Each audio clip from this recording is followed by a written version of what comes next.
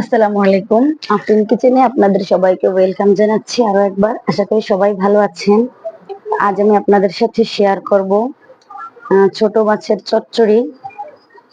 তো ছোট মাছের চচ্চড়ি আমি যেভাবে রান্না করছি ঠিক এইভাবে যদি আপনারা রান্না করেন তাহলে কিন্তু খেতে দারুণ সুস্বাদু হবে। আর এর সাথে কিন্তু আমি একেবারে ছোট ছোট যে মাছগুলো ছিল সেগুলো দিয়ে বড়া তৈরি করে তার উপরে দিয়ে দিয়েছি। তো এখন এখানে আমি 3টির মতো পেঁয়াজ কুচি করে নিয়েছি। আর এই যে যে মাছগুলো দেখছেন এগুলোর ভিতর থেকে যেগুলো একটু বড় বড় মাছ সেগুলো নিয়ে নিয়েছি। আর ছোট মাছগুলোকে আমি পেস্ট করে নিয়েছি পাটায় বেটে। আর টমেটো 3টির মতো টমেটো কেটে নিয়েছি। আর 3-4টি কাঁচামরিচ। তো এই ছোট মাছ যদি একেবারে ছোটগুলো থাকে তাহলে কিন্তু কাটা কাটা হয়ে যায়, খেতে ভালো লাগে না। এজন্য আমি একেবারে ছোট যে মাছগুলো সেগুলো আমি বেটে নিয়েছি। তার সাথে একটি পেঁয়াজ এবং 2টি কাঁচামরিচ কুচি করে নিয়েছি। সেই সাথে এখন দিয়ে দিচ্ছি একেবারে সামান্য একটু মরিচের গুঁড়া, হলুদের গুঁড়া আর লবণ। আর সেই সাথে নিয়ে নিয়েছি 2 টেবিল চামচের মতো বেসন। এখন খুব সুন্দরভাবে মরিচ পেঁয়াজ গুলো আগে ভালো করে ডলে ডলে তারপরে এই মাছ বাটার সাথে এভাবে মিশিয়ে নিতে হবে। খুব সুন্দর করে বড়ার সাথে মিশিয়ে নিতে হবে মশলাগুলো। তো এইভাবে করে আমি বড়া তৈরি করে তেলের ভিতরে ছাড়বো। তো এই তো আমি এখন ছেড়ে নিচ্ছি। তো এইভাবে করে আমি একে একে সবগুলো বড়া তেলের ভিতরে দিয়ে আমি এপিট ওপিট করে উল্টে পাল্টে ভেজে নিব। তো এইভাবে কিন্তু দেখা যায় অনেক বাচ্চারা গুড়া মাছ কাটার জন্য খেতে চায় না, তাদেরকেও কিন্তু খুব সহজে এই মাছগুলো খাওয়ানো যায়। আর এতে কিন্তু অনেক ভিটামিন রয়েছে, আপনারা সকলেই কম বেশি জানেন।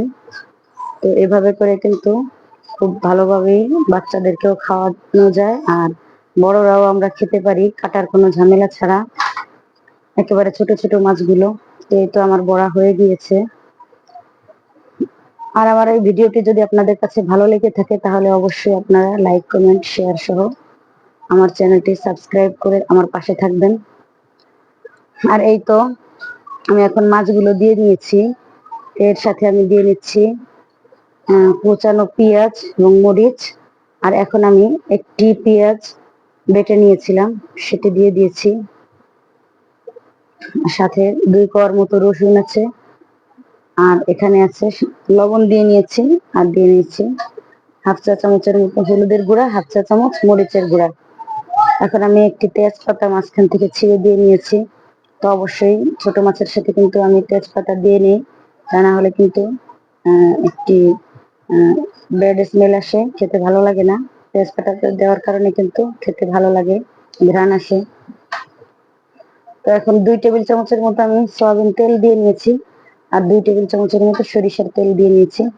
এভাবে গুঁড়া মাছের ভিতরে যদি সরিষার তেল দিয়ে নেওয়া হয় তাহলে কিন্তু খুব সুন্দর একটি ঘ্রাণ আসে, খেতেও ভালো লাগে।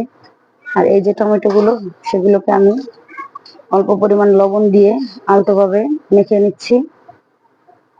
তো খুব সুন্দর করে মাখানো হয়ে গেলে এখন আমি মাছের উপর ছড়িয়ে দিচ্ছি টমেটো গুলো।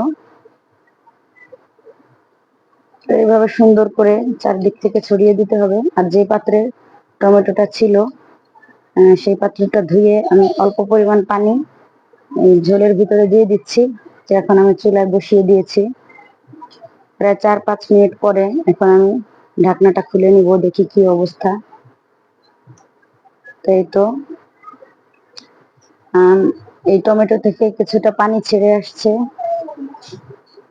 এরকম হয়েছে। এখন এটাকে কিন্তু কোনোভাবে খুন্তির সাহায্যে নাড়াচাড়া করা যাবে না, এইভাবে কড়াই বা প্যান ধরে একটু ঝুলিয়ে নিতে হবে।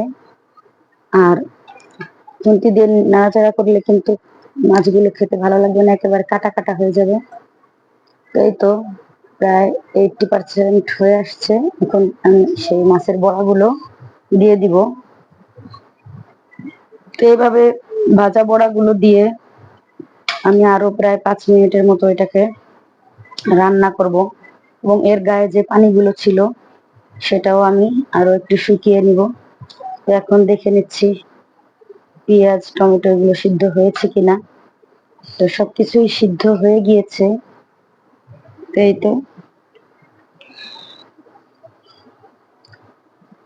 তো এখন আমি আবারও এটাকে একটু ঢেকে দিচ্ছি।